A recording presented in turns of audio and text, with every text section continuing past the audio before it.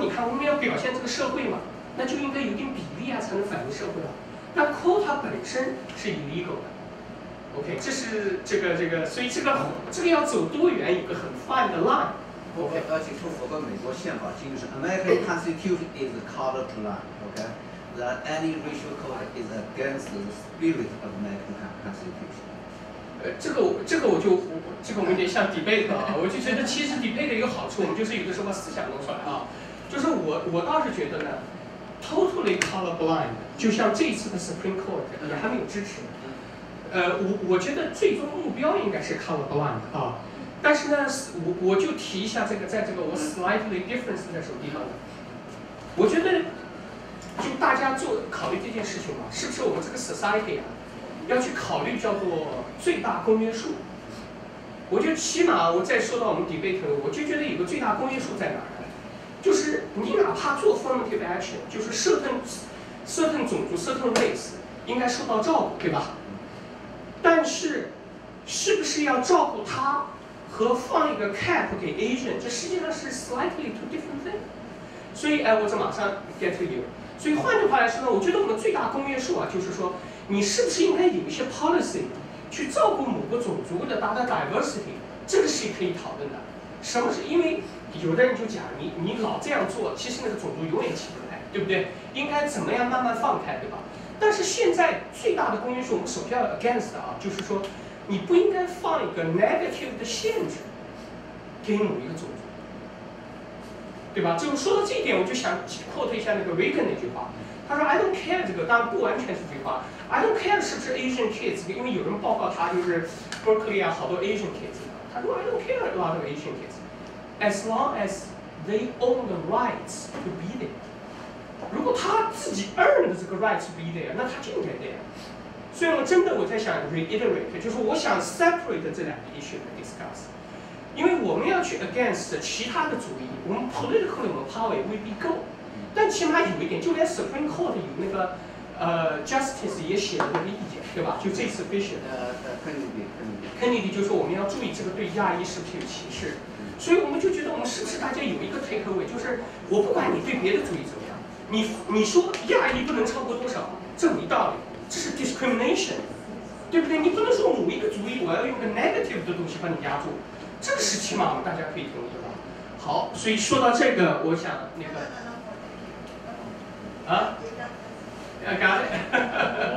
I shut her up. Now I need to pay. 好，所以这个啊，您这个没有，我是说，你像如果说移民来说，他也需要有多的，可是他们你看海培啊，the mute is off, OK 对不起，我是乐天啊，所以我是说，作为移民来做，他每个国家的移民它是也有限制，对吧？你中国多少国的，这个不太多。或 H1 有多少国的，也是这个，它都是有一个 committee 来决定的 ，OK？ 这个决定的话，一定是对国家的利益有益的。但是对学校来说呢，它肯定是说对于学校董事会来做决定，我需要怎么样的东西，我怎么样的一个，不管是名额也好，一个什么的 quota 也好，对我这个学校的发展更有利。我觉得它是总会是以学校的利益作为最原则的。你可以提你的任何的建议 ，Yeah, that's fine。不，他考虑他的问题是从他的学校怎么能是number one。女方，我来延伸他的问题啊。稍微等一下。让我来延伸他一个问题。这里我一个很大。这你科长老师，赶快先拜一下啊。我这里有一个很大的一直在想说的一个问题。先把他的话回答我。没有，这个先延伸的。他说的哈佛有本身的考量，这是很重要的。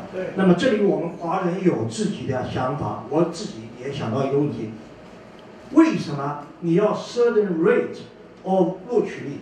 你在 contribution 在给哈佛的捐款当中，我们没有要求自己的 certain rate 点，他们也要有考量到自己发展和生存下去。要一代代下去，要是没有，我们按照我们这个标准来说，我们一直5%或者1%这种 contribution 下去的话，它的 diversity 也做不下去了，因为什么？只是照顾到你的利益，到后来大家的利益都没有，所以我们要有一个很大的反省的问题。我们在得到的同时，还要付出一些，这是给学校更多的机会，这是我延伸的问题。还有我的意思说 ，you want to like get respect from other people, you have to pay first, then you got something back. You know, this is most important. I think myself is not like devoted myself to society much. I can tell. I mean, so I don't demand so much. You know, 所以我就觉得还是要把我们整个华人社会的 image 提高。image 怎么提高呢？你怎么做人，怎么行为举止，怎么来就是说 is influence other people。这个时候你的整体的素质就高了。我觉得这个问题，你这个开会到这儿来，你怎么 present yourself，OK？ 人家怎么 respect you？ 哎，这一点我觉得，你就去都不 fit into this environment。How can we respect you？ 好的，那这样，we heard you。一个回答 ，OK。先拜老师，先这样。我先把你老师拜一下才行。83年的大学老师到这。是吧？我是已经我是80几的。然后是这样的呢，首先呢，这个问题是很好的问题，就是刚才呢，其实我已经回答在我的slide 里面说了，任何个就是说，首先呢，就是说，联邦宪法14修正案呢，不保护其他国家的公民，所以移民到这，就是美国有任何根据国家利益制定配额的这种权利。但是联邦宪法14修正案呢，保护所有美国公民，所以呢，就是他不能给我们做配额，这个呢。有没有听见这边？什么？不矛盾的。你这国家的利益，你保护国家的公民和就是世界公民这两回事 ，OK？ 所以这就是所以现在这个所谓的 America First versus globalization， 这是第一个问题。第二个问题谈到贡献的问题，我是想这么说，就是说，首先我很支持这个，就是说这个吴先生的，还有就是乐天，就是说我们可能就是说。华人呢要多，就是说做贡献，这是完全支持的。但是呢，我也想指出，就是说藤校呢，它对华人对亚裔这么做呢，它有很多的种族性的因素，它有它的一个 ideology。比如说，西班牙裔和黑人，他们的贡献力远远低于亚裔，只有3%或以下。但他们他非常照顾他，他们的投票率比亚裔高。对，就是想回到这个。所以就是说，所以我就想说的呢，就是说，还有呢，就是我们华人首先要做的，比如说给我们就是维权的，给我们的政治家捐款，我们这都做得非常之类似 ，OK？ 说这些事情，大家讲，你跟我们捐款，我们把这个华人的录取率增加那么多，亚裔的录取率 ，OK？ 大家首先做些这些事情有建议，而且呢，有经济发展有能力的，藤校捐款，我同样我同样支持。但是呢，我希望呢，在藤校没有改变我们对我们的歧视之前，我不主张给藤校捐款。好，我就跟一句啊，行不行？我就听了这个，我觉得很认同啊，刚才你这个想法，真的我们社区自己是需要 improve 的，对吧？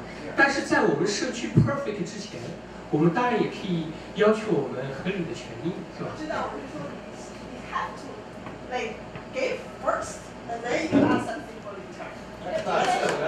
这个就像跟黑人说，你们成长起来之后才能拿这个 rights， 这两个是并不矛盾。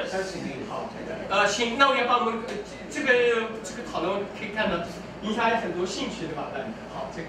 我就是说，我也支持他这一块，但是我觉得呢，就是刚刚我们就是赞同大家提出来的，我们华裔的话，其实在这个方面已经很强了。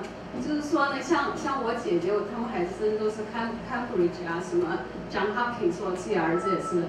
就是说呢，他们，而且呢，他们上这个学校很多确实是就是父母啊，就是都是 Congressman、Senator， 他们要捐很多钱的。再一个，我觉得我们还要重视的一点就是说，你进去之后 ，How can you contribute？ You know, give back to the community。这一方面，如果我们能够 comply with what you're doing。然后呢，这些长青藤学校肯定会在这个方面，它会自动的，都不要你去怎么 demonstrate 的话呢，它都会自动的会给你提高这个 rate。我觉得这个才有意义，这是我自己 personal。然后呢，捐款是一回事，再一个呢，我看过很多报道说，为什么印度人跟我们的情况差不多，他们出来之后当 CEO 啊 leaders 比我们强多了，就是这个方面，他这是该 involve。再一个呢，就是像海培我们的 UC， 我们要帮助那些就像 Black Tino。然后呢，我们帮他的时候呢，他们会更 support 我们。如果我们有什么东西 unfair 的话呢，他们会 in line with us， 那我们会更强。不要我们就只是站在我们自己 Chinese 这个 corner 来 again we always everything is like a discrimination. I don't think so. I'm sorry. 好 ，good， 这也是一个 opinion。来，这个你应对一下。我觉得我也想稍微加一句在你说些。首先呢，我是觉得这么说呢，我说大家呢，就像我刚才所说的，我们 fight 呢，不但是 Asian American children rights， also is this country's future. 这个 country America is so great because it has like equal opportunity principle, a lot of fundamental like strengths which attract people come to this nation. Okay, if this country been deteriorate, like like Malaysia, Southeast Asia, like everything based on coal, that's a disaster to this country. 这是其一。其二呢，我觉得呢，就是说 ，people need to understand what's the essence of this nation. I think that America is great because it set up very fair rules. So when the people achieve that individual dream, also help the country. Okay. We have a lot of innovators from Chinese society, scientists. A lot of people doing a lot of wonderful jobs. Pay tax. We are backbone of American high-tech industry. We contribute to the economic prosperity. Okay, I believe we can do more to help the community, but I firmly against any Chinese guilt.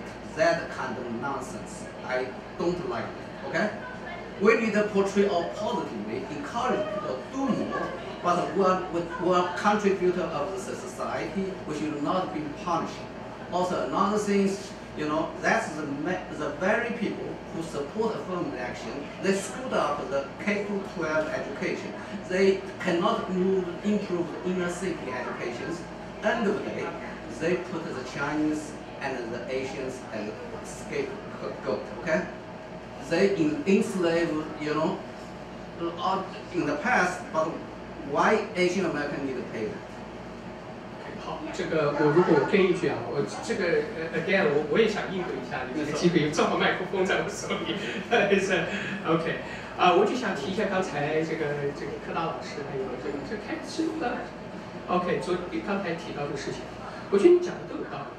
你说到我们 Chinese 要自己去 improve， 要多去捐 ，Yeah， we all should do that。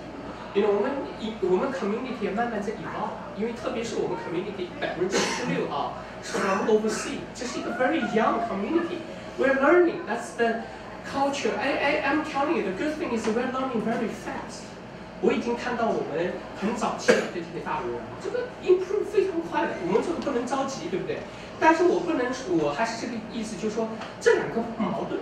就一方面我们自己要 improve， 而且有这个目标，我们 improve 的会更好。但与此同时呢，我们不能说就是那我们自己还有缺点，那么我们就不能探讨是不是 college admission 当中，或者说这种 gifted school 和 special school 的这个 admission 当中，我们就可以不探讨是不是有这么一个 cap 放在我们头上是不是合理，对吧？这个是两个事情都能做，互相不矛盾，对吧？但是我呢未必同意这个我们 openly 对吧？就像我跟海培也是我也不一定同意，就是有一种说法叫 Chinese guilt per se， 或者说偶尔我能听到我们讨论这个东西的时候，能冒出来叫做他们黑孩子怎么样，对吧？所以我就觉得呢，my opinion 就是 we need to fully respect everybody in our community, so we can work together and improve. But at the same time, we don't want to go to another extreme to say, we have so much shortcoming. So we really should just look into ourselves and improve. 我就觉得我们这个是应该是一个更在中间的这样一个 position， 这是我的一个想法。这个我说一下，我非常赞同的就是说，我觉得对内我们有 improve， 像我写的这 stereotype，right？ 我们的 innovation leadership 可能 not as good as Jews, right? Maybe not as good as India, okay? That's fine. We improve all continuously, okay? 但是对外要抗争 ，okay? Also, we need to 抗争 equal rights. 就是说，即使我们有 some weakness, I think that from innovation leadership, from risk taking, we're well above that, okay? And there's no reason to be discriminated. 所以对外抗争，对内改善，这是我。That sounds very good. That's a good takeaway. 有 moment 就是，其实你刚才讲到的，就是我们要学习。We have a lot to learn from Jewish community. Even if, I mean, all communities, African Americans, even Cuban community. We have a lot to learn. What we can learn itself can be one of this one-day series if we get together and have a lot of takeaway our community can hear about. Without further ado, you have been standing. Sorry. 那个很荣幸能够来旁听，然后昨天过来就跟赵玉先生就聊了，我的自己的个人的，因为我也没小孩，也没有 follow 这些，但是我自己认为，我也是大学老师，就是感觉到最好，他有几点让我印象特别深的，一个就是我们华人受到欺负要站出来，要对外要争斗，有好多事情我们忍气吞声。然后实在不行，我们站出来，所以这个我们是肯定要第一就是共同的声音。当然不是所有的事情一碰见你就要去打，别人打你就要打，但是基本上要让别人感觉到你不能被欺负，你要欺负我一定要打你，这一点我非常佩服。第二个就是他们这整个运作当中收集那么多数据，一种非常 systematic 的方法，有理有节。这一点我觉得非常好，就是体现了很高层次的一种战略性的。那这个我觉得我们要作为一种案例去好好分析，别的都可以去做，学着做。另外就是利用媒体，这个我觉得也非常成功，就是不能老是我们中国人自己在报纸上去那个一定要打入美国主流，这几点都我觉得特别应该就是总结肯定下来，然后去传播学习互相。然后我在想的一个就是关于这个什么核心，就是这些藤校有不透明的，以及有歧视等等。这个就是我们去争也有了效果，但是反过来我们再从另外一个角度看，就从他们角度有没有跟他们有个对话，他们是出于什么角度，什么原因让我们有这种感觉我们被歧视了，我们不透明，为什么不透明？然后是不是真的有那种 cap 或者怎么样？那我就举一个例子，如果我是藤校校长，我是招生委员会，我就透明啊，我就说那个体育的比重高一点，那黑人不是体育好吗？我就把体育的那个作为一个 factor， 一个 variable， 那他就是正大光明的去招这些人。然后西班牙人有哪些方面比较高的，我不知道是不是违法。如果他们投票率高，我就把投票率作为一个指标。我不知道这个是违法不？我的意思就是我可以这个正大光明的去制定这样一些指标，那我就不存在透明，也不存在一个 unfair， 这是 fair 的。但你中国人这方面差，所以我就不知道中国人是不是真的有哪方面差。如果我发现中国人真的哪方面差，我就把这个差的作为一个 factor 放进去，只要我的 committee 同意。然后最后就是刚才好多人提到的，就是我们自己对内，就是因为我们谈的是教育，那我首先第一步对外去争，那第二步我想要 leverage 你的这种 success， 就是我们对内怎么提高我们这些 leader， 然后怎么自己提高自己的素质啊，或者融入美国，包括捐款啊，好多人说的这些，我觉得都是可以要做的文章。对，非常谢谢。谢谢。谢谢。是这样的，也就是说，谈到藤校的透明的问题呢，给大家想一下。首先 ，Price Admission 这本书呢，就揭露了很多不透明的情况，因此获了普利策这个新闻奖，对吧？它这里头议员啊，还有很多政治名人的这个就是影响啊等等这些，对吧？那他作为藤校的话，就按照刚才我们那位科大做过老师的那位女士的然后呢，就是说，确实他有他的办学的一些难点，他要想解决，得到资金，得到政治的支持，对吧？他有这些问题，所以呢，这个东西呢，我挑战过他们。当天我们哈佛申诉的时候呢，他的那个法律顾问就说了，我们没有这个歧视。那我就挑战他们，我说你这个没有歧视，你公布你的透明数字嘛？这个是《华尔街日报》都报道的，但是他一直不敢应战，不敢同意这个事。后来那个布拉姆先生呢，在起诉的压力之下呢，就就是前几天，然后已经同意了，哈佛要准备把6年的硕士就是公布，所以呢，就相当于就是说我们拭目以待，它有没有这个配额等等这些呢？而且哈佛我想提一下，哈佛的校报叫哈佛的 Crimson， 他的校报发的评论文章是他整个校报的立场，你看他的名不是个人说的，他说支持对亚裔，这是就是歧视亚裔调查，就是支持调查，这个跟这个刚刚就是他所说的，要求透明，要支持调查，谢谢。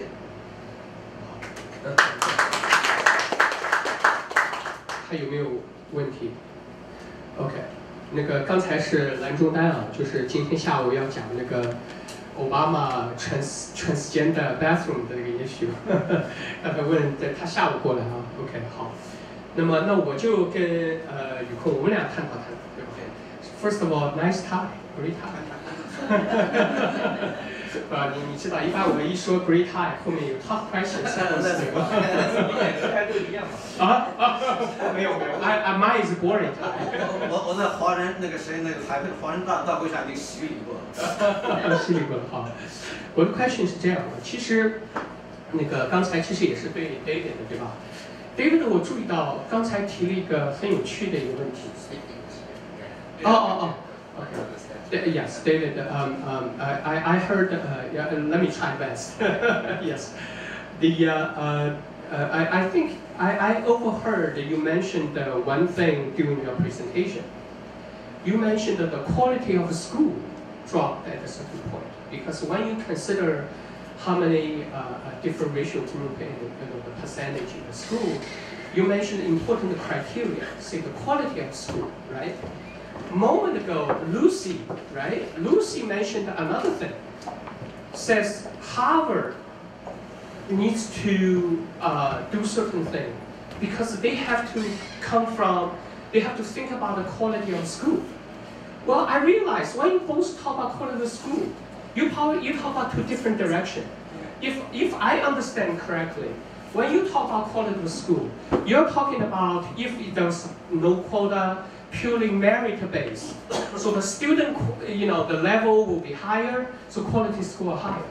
However, when Lucy mentioned the quality of school, I think her, if I understand it correctly, her point of view is more of, the school have more diversity, so quality is high.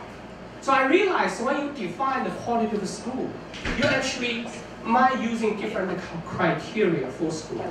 So actually, that's not two very important criteria. Before I go further, let me set this up closely. Let's give you like a synergy here. We know before we talk about GDP versus the income difference. How to say? 收入不均衡. Social balance. I mean the difference between rich and poor, the income disparity is high. In general, sometimes you're saying if GDP, you're just careful about GDP going higher, but sometimes you promoting in a way the income disparity getting larger.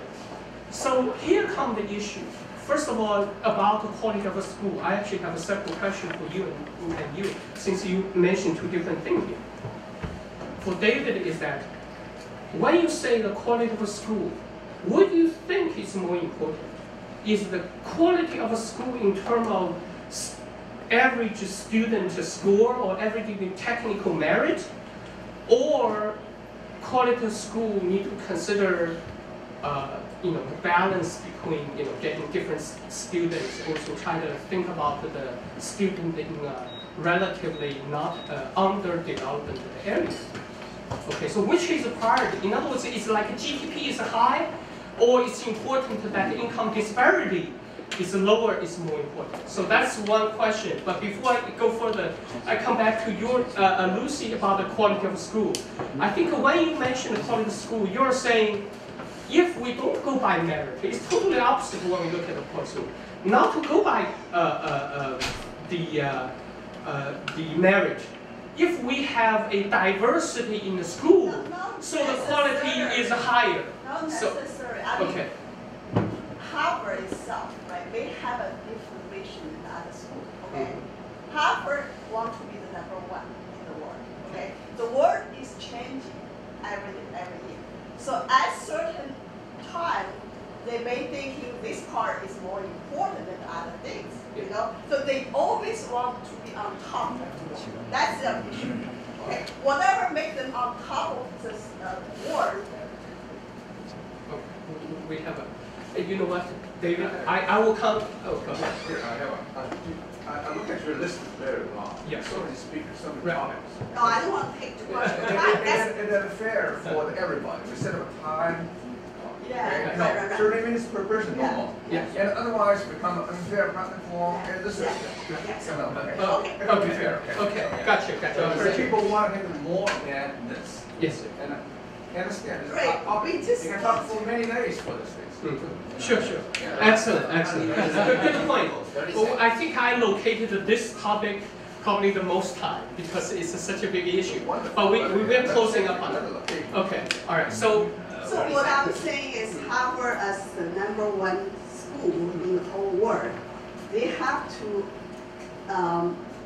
adjust their mission to be the #1. Okay, so it's not the merit or diversity, just this simple two factor. They have to think in the very high level. I want to be #1. How can we be the #1 at this few years? Gotcha. Well, let's limit it a few sentences. I just quickly counter that. For personally, if I just personally, I certainly agree. Harvard can set any standard they want to be #1, but very importantly, that standard should be treat other people equally. We don't have a problem with the standard to be #1, but I don't think the implication that depressed Asian will make Harvard #1. Right. So, okay. Well, thank you. Just one more. This happened in China too. in清华、北大那些北京的孩子和我们外州的孩子，那差别多大？我们高分多少才能 Okay. We can talk about that later. But I think this issue we will about there. So just to separate the, you're talking about high GPA and knowledge. There are certain schools like MIT and Caltech.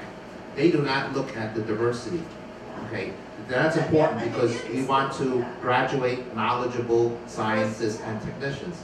Other schools are liberal arts schools where, in fact, it's better to have a diverse student body because the discussion is different. Harvard is a special case because they're right in the middle. They want smart people and they want diverse people. So yes, they have a balance, but it's true that I agree that there is that the Chinese are not getting their fair share at these places. But yes, there are certain schools where knowledge is important, and there's certain schools where diversity is important. So I think we should send people to, you should send your kids to schools where knowledge is important, if that's the case. But Harvard is a special situation. Okay, very good. Yes, I agree with Liang Yiyuan. Okay, so we kind of probably dragged through. I understand we're gonna spend like a month to talk about it. So it's up to you. You are the host. No, not just that. We have to move on. So, however, let's put a really big round of applause for people like Jack and everybody who pay attention to this, and thank you for all the of you putting your thoughts on it. Okay, so very good. Okay, last program, excellent. Last program of the morning, Susan. Okay, you talk about campaign a little bit, just change the tone a little bit. Okay. So after that, it will be lunch. Yes. So Philip is waiting for the politics to come up. No, I'm just kidding. That's weird. There's this meeting every day. So yeah, I think we extend. So which one?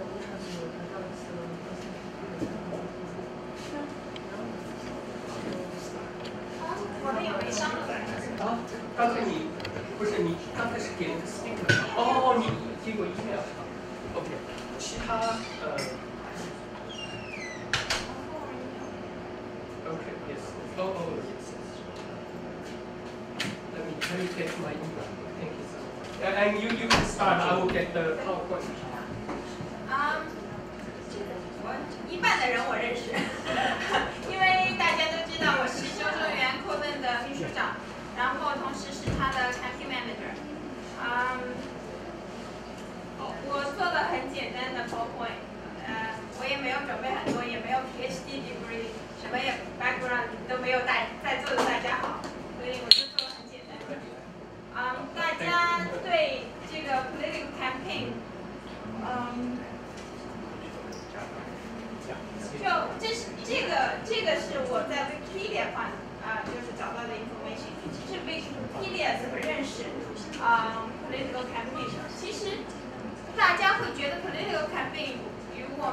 的生活是不相关的。我不 involve the politics。其实刚才赵先生已经讲了所有的 education 的东西，但是你知道最终在 vote 这些东西的人是谁 ？politicians。是这些 politician 来 vote。如果说 Harvard 真正的有什么东西 against Chinese， 你可以去跟当地的 politician 讲。politician 如果说他们一起来投票，说这个东西不符合要求，或者大家都会 against， 那这件事情也会解决掉。其实，在各个社会、各个国家，最终的，就是说各个能量的总结体，最后其实是 politics。politics 在美国。其实，有很多几个方面，就是说，作为我是给Coden 工作的，我会知道，其实一个真正的 voter 他们应该看哪些方面，比如说 Who is the candidate？ 这个 candidate 到底是谁？这个 candidate 到底做了些什么东西 ？Track record， 他们的 track record 是什么？然后，拼写错了。等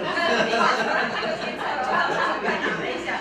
然后第三个就是说，这个 candidate want to what message they want to share， 然后还有这个personality， candidate personality，who is the candidate？ 这个 candidate 到底是什么样的人？他给这个社区做了什么东西？他的 track record 到底是什么？比如说，这一次 Chinatown 有6个人竞争，谁为社区做了什么？那些东西有的时候，这个人会嘴里说：“哎呀，我为这个社区做了什么什么什么，我为那个社区做了什么什么。”但是谁知道他真正为社区做了什么东西？有多少 example 可以放出来？他有没有是 community activist？ 这些东西其实是我们作为一个选民来需要看的。大家别照了，有拼写错误。然后这个 candidate want to get out 什么样的 information？ 我看到这一次，就是我们不说我们选区的例子，只是说那个 Chinatown 的例子。牛淑玲很多选民收到牛淑玲有一封信，关于牛淑玲说她是 anti-Chinese， 到底这一件事是谁做的？谁会发出这样子的信？他的哪一位对手？其实这个对手，他如果说他任何 candidate 是 anti-Chinese， 这说明这个对手已经把人分为很多的 Chinese、not Chinese， 因为 Chinatown 有很多 Chinese。其实对于我们大家来看的，不是说到底这个 politician 对 Chinese 做了多少，我们大家要看的是这个 politician 有没有 equally treat everyone。当时大家都知道 Coden 是我的老板 Coden， 他是站出来挺梁的。当时我就问他，为什么你会出来挺梁？他说他觉得这件事不公平，但是很多人就觉得他是支持我们华人，其实他只是支持一个公平的现实，他没有说这个 Peter Liang 是个华人出来支持。但是有的时候很多人在投票的时候，哎呀，这个人是华人，我们就给他投票，其实这是一个不正确的。正确的方式去投票。Don't vote just because you're Chinese. Yes, don't vote by race. 但是也应该是 detach 来看，如果你为了是提升我们华裔整个的在社会地位，有什么要支持小华人？没有，你说支持华人那个，大家都知道支持的 Chinatown 有一个女华人议员，虽然是华人，但是她做事其实我不是说她没有为华人做事，其实她做事是不公平的。她说，Peter Liang 这一件事，如果说能教育到整个整个警察不要对黑人那样做，这是一个说法。但是这一件事 Peter Liang 从前到后，他不是故意去杀人的，他非要说用 Peter Liang 这一件事杀一儆百的这种方式。为什么叫杀这个呢？他没有错，为什么叫杀这个警察呢？这一件事说明他做的不公平，不是说他对华人不好，他本来就是一个不公平的。当一个人不是很公平的时候，你会相信他以后即使他 promise 对华人怎么好，他后面会对华人好吗？当他个人利益出现在第一位的时候，他还是对你不好，即使他是华人。比如说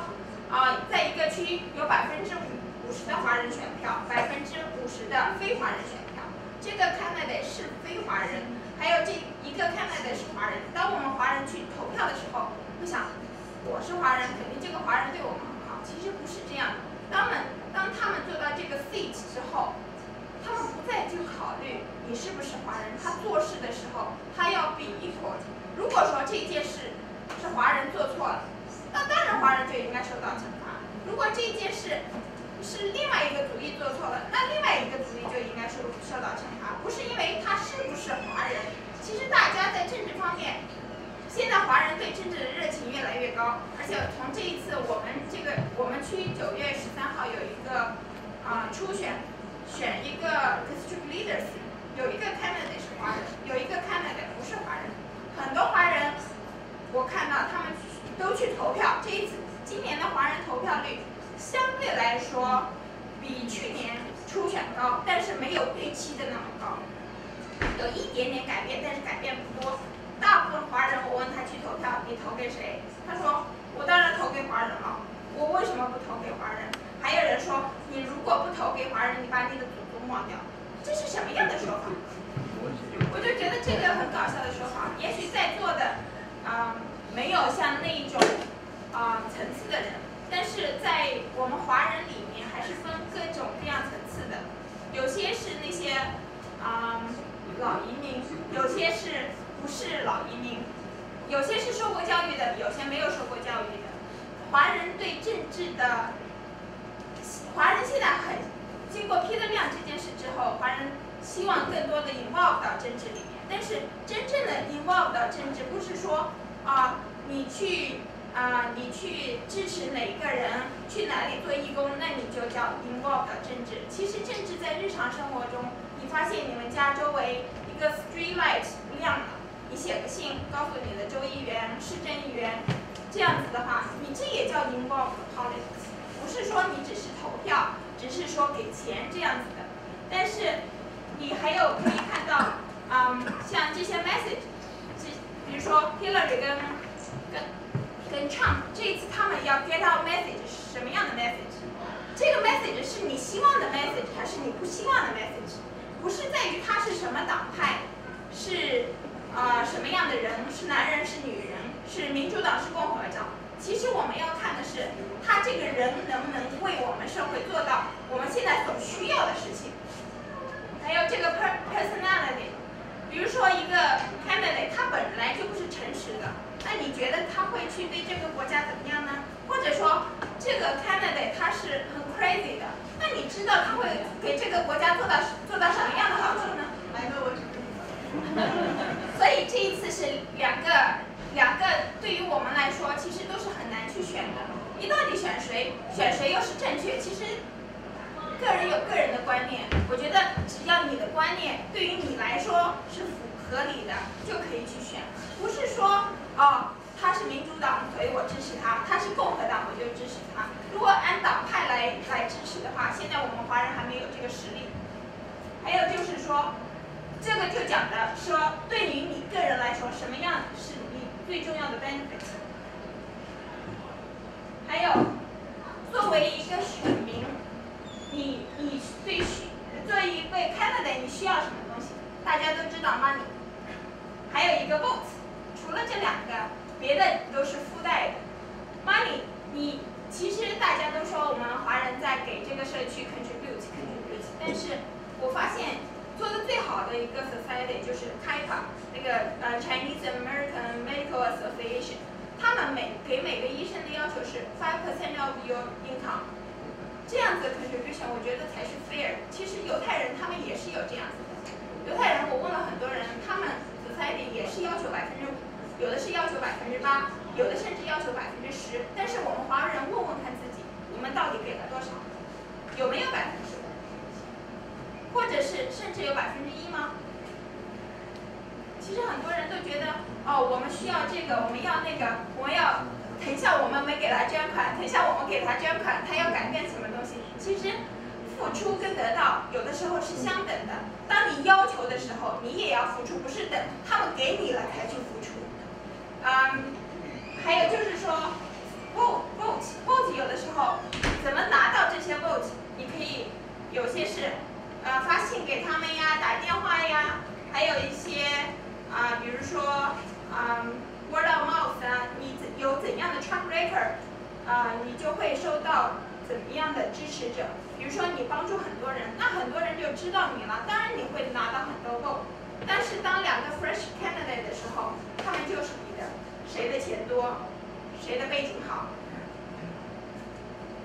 然后还有 supporter， 有些不只是我们平民百姓，有些是些 PAC 所提供的就是 money， 还有 union 提供 money， 还有 voter。union 它每个 union 它都会给自己的 member 发信，说，哎，我们现在要支持哪个 candidate， 那你们大家住在那个选区的人，大家都去投票，投给谁？这样子的话，他就会收到很多的选票。有些 work union 多的时候有1000票、2000票，其实是很多的，在一个小的选区。还有就是 activist 就是那些 election day 帮助的人，或者 election 前面帮助的人。像这一次我们campaign 有很多我们华人都在帮 Colton， 我们吴一平大哥带了很多，这一次带了个军队去我们那边帮忙，带了有40个人。所以这些，当你show your candidate 这些东西 impress 他们的时候，当你需要 demand 的时候就会很容易。其实我们不光是要看到那个 national 的 election， 其实有些很 local 的 election， 包括这些我们纽约市有 specialized high school， 这些就是比较 local 的事情。不是说你 vote Trump、vote Hillary， 他们就能帮你解决的问题。这个在于谁是 mayor， 谁是 local 的 city council， 这些是他们决定的，而不是那些presidential candidate 决定的。还有就是说，当他们要竞选成功的时候 ，timing 跟 opportunity 是很重要的。就像中国人所说的天时地利人和，当你有了天时加上地利，加上你有很多 supporter， 就是人和，你才能成功。所以我就觉得，政治其实不像我们所想象的那么复杂，也不像我们所想象的那么简单。其实，在我们日常生活中，我们已经接触到很多。只要我们华人真正的去 involve 进去，我觉得这些specialized high school， 还有是这些Harvard 这些 education issue 都会被 solve。但是就是说，我们中国人才 Peter 亮这件事之后，有一部分觉醒，还没有完全 involve 进来。当我们在政治方面 involve 更多的时候，我觉得会有更多的帮助。后面嘛，我准备的比较仓促，就是4月19号那一天的 rally， 就准备了点 picture 给大家分享一下。后面这个是我们讲的 money， 这个是我们华人给周正元 Colton 的筹款会，很多人都在这里面。这个就是说，我们其实这也是一种 involve 到政治的方式，给钱。还有后面就是这个是给人力，这是 food soldier， 这是我们的 food soldier。我们吴一平先生前面后面都在。梁妈妈也。梁妈妈也在，因为别人支持你，你也支持他嘛。对，这是 position 的时候。到后面我们今年9月13号不是 Colton 的 election， 是我们club 里面另外一个 candidate election。我们有一个小小的胜利，就是虽然我们针对的是一个华人 candidate， 但是那个华人 candidate 没有任何的 track record， 所以我们很容易赢。很容易赢。谢谢大家。其实我没有像在座的各位那么强的背景，也没有那么多的知识，只是说我这2年也只是给周正元 Colton 做他的 campaign 而已。大家有什么问题可以问。非常好。他是要对着这个话筒，因为什么呢？因为我们那边要录都有声音，对吧？我们大家都听得见，但是要录下去。好，这样你在这里，非常高兴啊 ！Susan 是 Chief of Staff for Colton and Campaign Manager， 这个都是一线的 campaign 的经验，非常宝贵。那个中午的时候，by the English here the lunch time， you can also you can hopefully approach Susan if you're really interested getting involved politics. Okay, so any question? 如果说有些小孩的话 ，come up. Okay, just one question. How you get involved in the first place? I was a volunteer in his office. I was a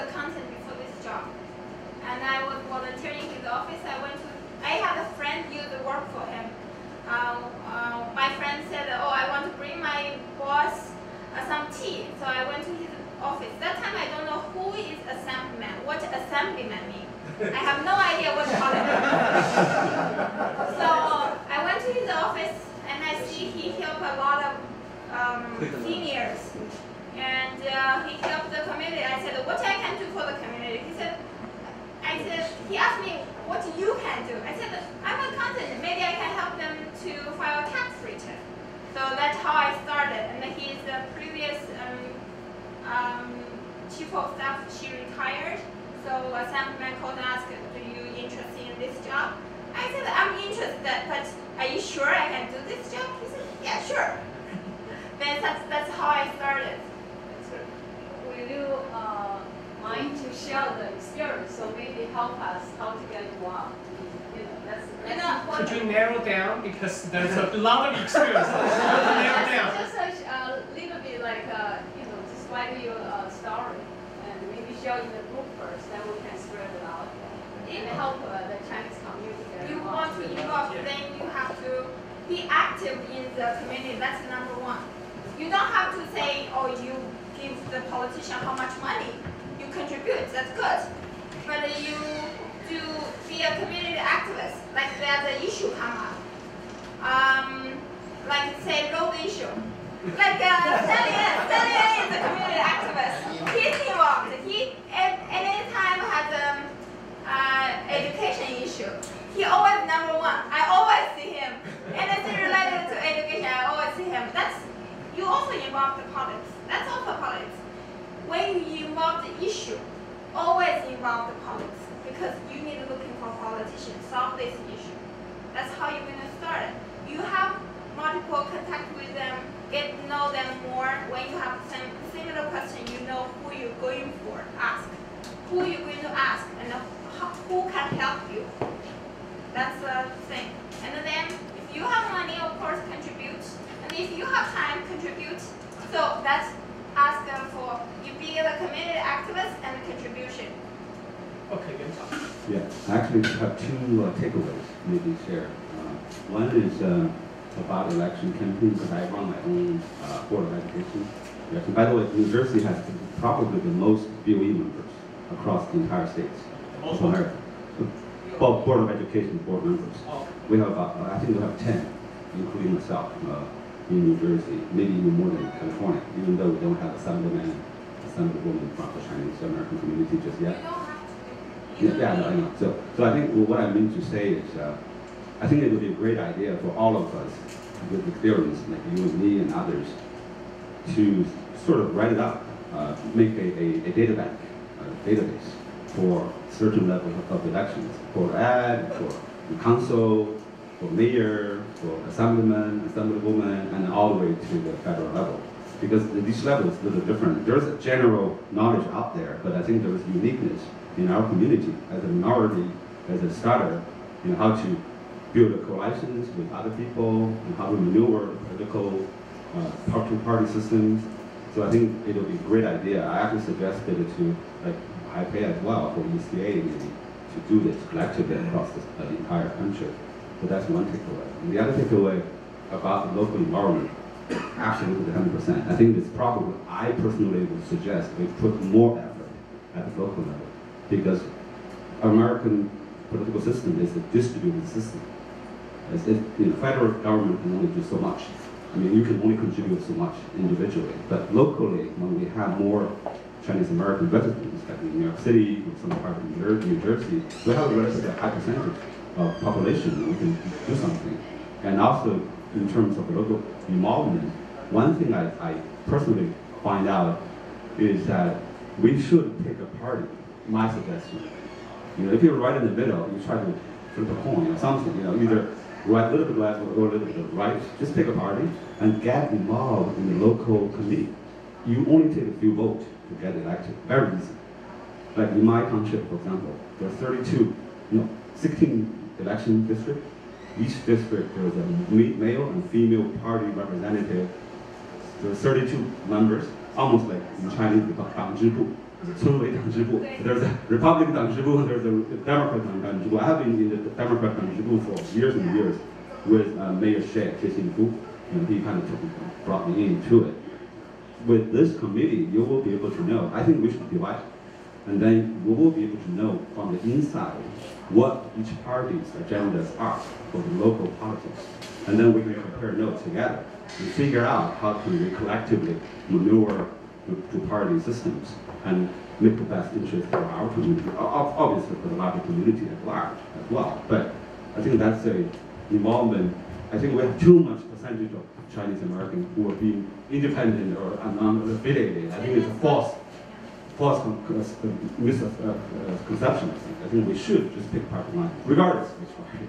Get involved in the committee, and then you go to the county convention, which is where you actually do the primary election for freeholders. The freeholders, at least in New Jersey, there is no primary election for freeholders. So within the party, when you are a party committee member, then you have a vote. New York's the same. Huh? New York City the same. The same, right? Yeah. So I think it's all across. So that's the county level, and then state level, obviously, you have the primary and everything. But really, grassroots is number one important, and getting involved in the party is also important. Takeaways.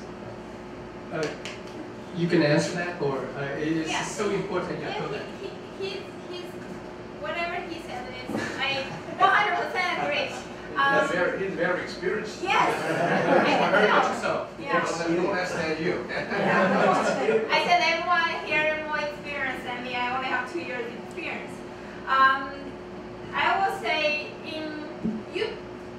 you pick whatever party you think is benefit for yourself. Not say they are now everyone votes for Trump. Everyone has to be Republican. No, that's not the truth. In general election in New York State, anyone could vote. Anyone could vote any party. Like Democrat could vote for Republican. Republican could vote for Democrat. But if you want to be involved more, you have to pick the party, either Democrat or Republican. Because if you are not Democrat or Republican, you don't have general election. And also, I don't know about New Jersey, in New York City, not in New York State, they are more Democrat. If you pick Republican, you are not, basically you don't have any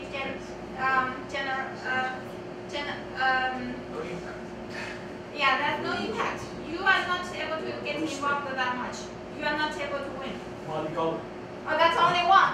See, how about the others? Comment, okay, about, I think it's very important, as we have a group here, and this is a closed seminar, that sooner or later, I think we have the same ideals, that sooner or later we have to identify where we are politically, whether it be, left, right, or somewhere in the middle. It's very important to identify that, so we can, and that's a different discussion, we identify that, because then, by picking a party, we get the backing of that party, and we get a lot more power. And the second thing about being a Republican or Democrat, I don't think, necessarily that since New York is very democratic, that it's wrong to be a Republican, because where else are you going to start? No one starts. And ideals are different.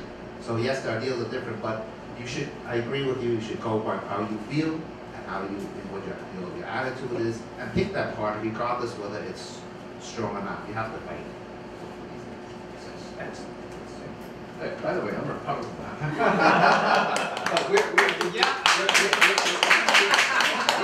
to do this, okay? I'm a Democrat.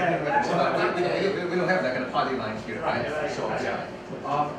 Do you feel, you have 2 years experience, right? Yeah. From professional to pictures over there. So the question to you, do you have intention to run something? For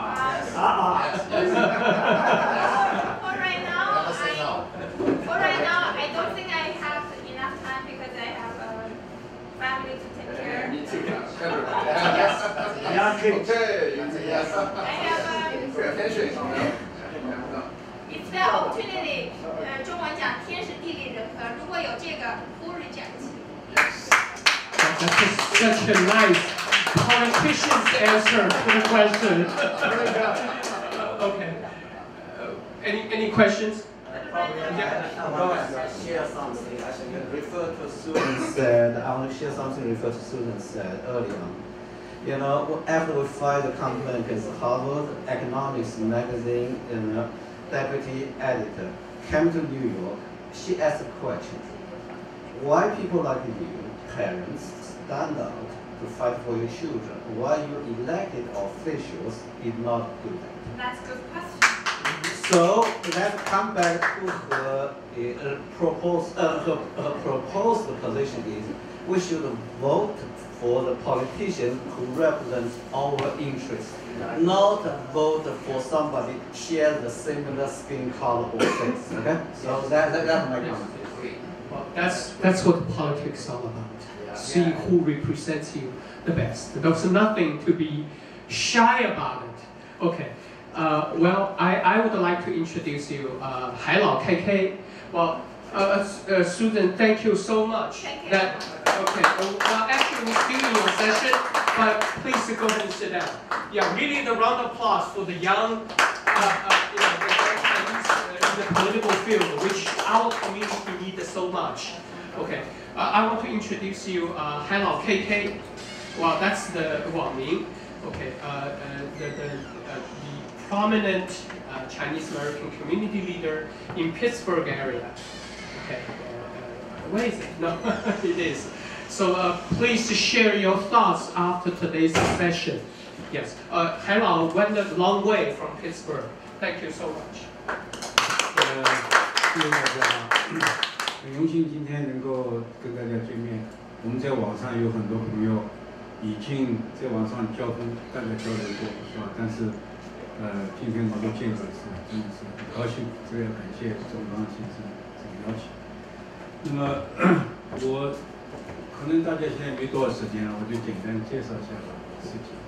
我是这个匹兹堡，因为现在有一个我们匹兹堡有一个组织叫匹兹堡中华文化中心。中华文化中心是实际真正成立的年份还不到1年，就是去年的11月。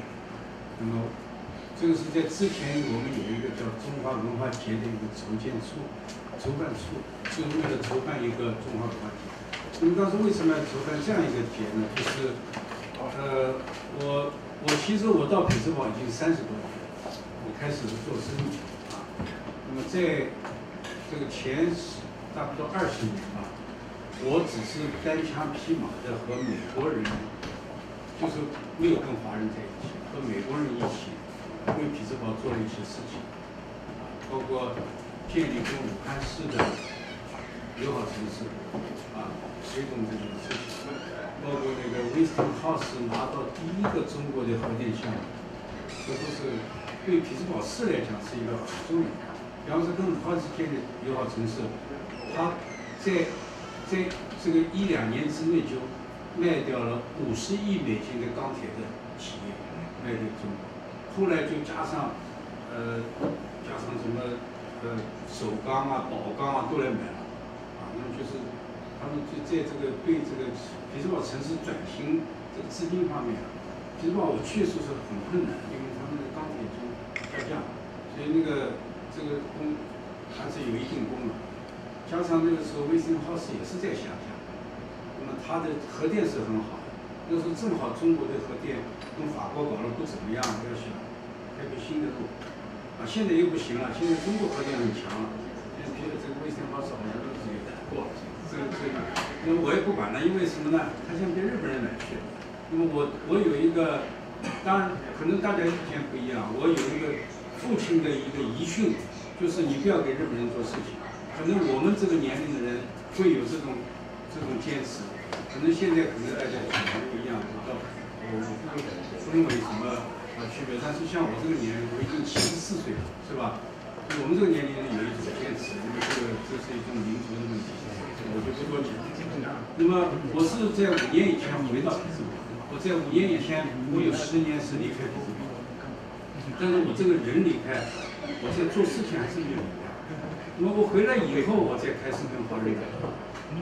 那么第一个是办了一个中文学校，办了中文学校以后呢，大家熟悉了，熟悉以后我就组织这个华人的运动，因为匹兹堡有30多个华人团，都是分散的，没有一个当时说没有一个大家可以2个团体在一起做件事情没有，那么我感觉到这不是一个好的现象，因为其实我们华人现在的这个在美国的人口比例增加，我来的时候大概是1%多，现在已经刚才听说是6%了，啊，这个增加比例是很大。华人可能还比较少一些。那么现在我们所以说我们能够在15年我们组织了一个第一次匹兹堡中华文化节，那么影响是大的。接着呢就是有犹太人组织来跟我们联合，搞了今年2月份一个这个春节大巡游，啊2月份有个春节大巡游。那么春节大巡游前一天，我们组织了一次74年以来匹兹堡市最大的一次抗议行动，就是挺燃。我们是2月20号，对不对？是挺燃。你们是后来又到4月15号，我们讲。那么我们是一个小姑娘跟这个一平联络，她回来跟我们讲，我们就花了4天时间，包括去申请，包括什么组织人。结果警察局说你们是74年来最大的一次抗议游行。第二天我们就组织了匹兹堡历史上最大的一次中国新年大巡游，而这个是市政府将定给我们，就是说整个匹兹堡的文化活动之一，这是不是光华人的文化活动，是匹兹堡文化活动之一，就是春节大巡游。然后我们在9月的第2个星期六是中国文化节。所以前几天10号，我们刚刚完成了一个第2届这个匹兹堡中华文化节，那么规模比去年大了1倍，正好大了1倍，差不多这样的情况，是这样。那么我想，我就简单先介绍一下啊，就是我想只是讲一些现象，但是有些很多思考啊，我想我们因为马上吃饭，要让大家肚子饿了，我们就大家随便交谈什么这个，好吧？好，谢谢。我最近到 Pittsburgh 活动，当然是以共和党 on behalf 共和党这边。以后我们可以说，我们其实这两边应该合作，尽量让华人进到主流社会内去。这个呢是我们下午要去讨论的内容。